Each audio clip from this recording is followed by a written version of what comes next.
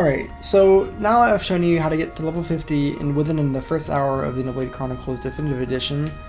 I'm sure you're probably able to progress through the story with relatively ease, and you got at least halfway through the game with no issues whatsoever. But there'll come a point where level 50 just won't cut it anymore, and you actually start having issues with combat again because you won't be over-leveled. So, one option you could do is you could play casual mode, which is definitely an option you could do, but it makes the game a little bit too easy, and you want to play at least somewhat of a challenge. You don't have to, like, you can play through the game at level 1 in casual mode if you know what you're doing.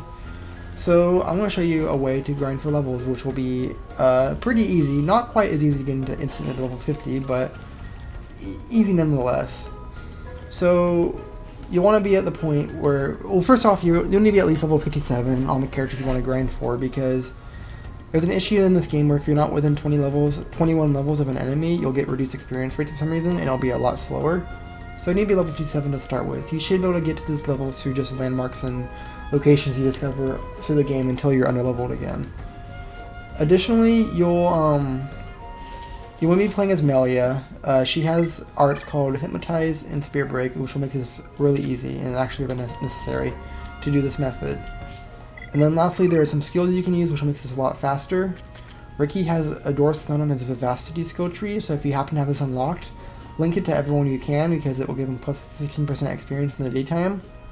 The character known as Seven, I won't name them for spoiler reasons, but you probably already know who they are at this point, but they have a skill either here or here, which I believe gives plus 20% experience to whoever has it linked. And then lastly, you make sure your time is between, let's see, 5 AM and 6 PM or 1800, because this will give you a Door Stun boost from Ricky. So once this is all done, go ahead and skip travel to Bananas Leg, North Bagwell Bridge.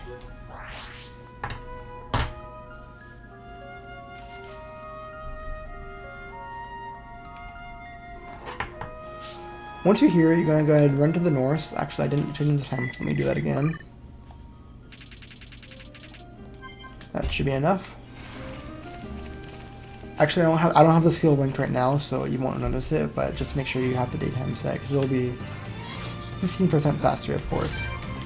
So now you're going to run to the north and come off this cliffside, and you'll see 3 Googles here, possibly more, but there'll be at least 2 Greed Googles and a Gluttony Google.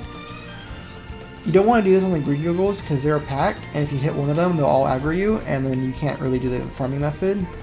So just use the Gluttony Google. What you're going to do is you're going to lure him, and you're going to run back along this cliffside until you get to this little ledge right here. And you're going to stop right here at the edge of this ledge. Once you get here, wait for the Gluttony Google to get close to you, and use Hypnotize to sleep when it's right about here. This will put it to sleep, and now you can have 100% hit chance on anything sleeping. But you want to use this on Spirit Break. You don't want your allies to wake it up, because once you hit it, it'll wake up. So you want to hold ZR and press down on the D-pad, and then this will call your allies to yourself so they won't attack it. Additionally, you want to run away from it so you don't attack it either. Now that it's right here sleeping, you're going to select Spirit Break, and you're going to run up to it and knock it off the cliff. And it will fall down and die. So I'm going to show you that right now. So target the Gluttony Google, use Lure, run backwards to the edge, and use Hypnotize. Call your allies and run away, and then select Spirit Break and use it on the Google. And it will fall off the cliff, and it will hit the water and die. And just like that, you get, you'll notice I got 13,000 experience on Melia, 10,000 on Dunban, and like 5,000 on Short. The reason this happened is because I set up my levels in a way to show you the level ranges where you get maximum experience rates. So you want to be within level 57 and 72. If you're below 57 or you're above 72, you'll get reduced experience rate, so make sure you use expert mode to make sure you're in this level range for the entire time you're grinding. So what you do after this, you kill one.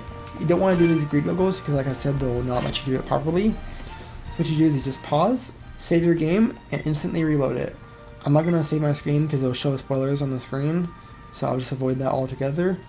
But if you do that, the Gluttony Google will respawn and you can do it again. Now you can do this and rinse and repeat for as long as you want. But every 30 kills or so, you want to go ahead and drop down here because as you'll notice, they actually give you a chest that you can loot. And these chests can have really good items like the Darkness Sickle, which is a really good weapon for Dunban, or Lancelot Legs and Lancelot Boots, which are really good armor. So go ahead and check these chests every once in a while to loot them.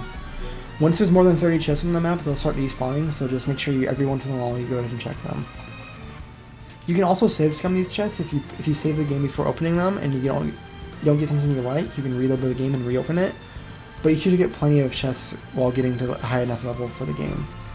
This should be able to get you to about level 80 in probably around 2 hours or so. So this is a really good grinding method, and hopefully you guys are able to use this to beat the rest of the game without having to deal with a whole bunch of quests or casual mode. So I hope you enjoyed this video.